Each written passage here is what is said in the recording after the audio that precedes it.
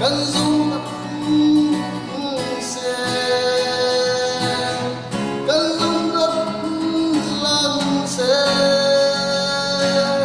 cần dung nạc sư hồi tổ đàn thầy ba lăng xe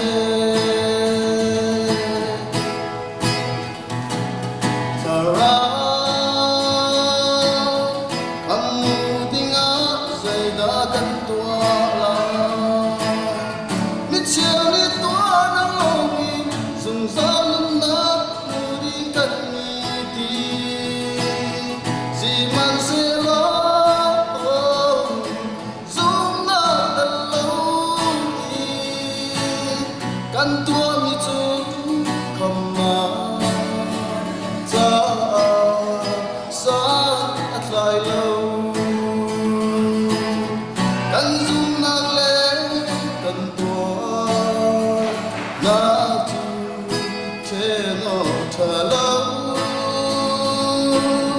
kan long chung zu na chu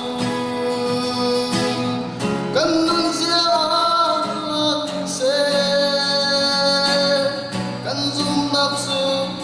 hồi đó can thì ba lăng xe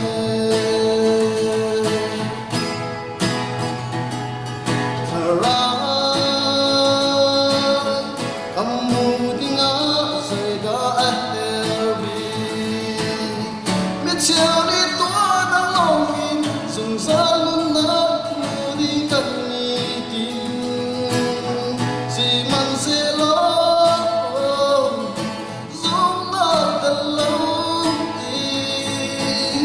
kan tua mi chu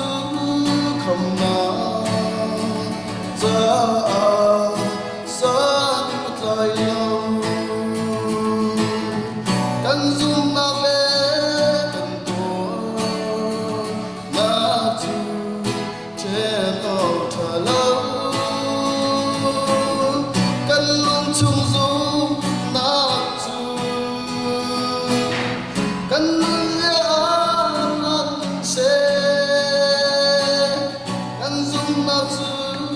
hồi đó can thầy ba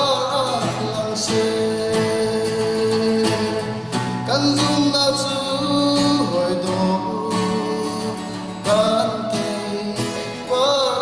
lăng xe. Và thế nên cho con việc việc của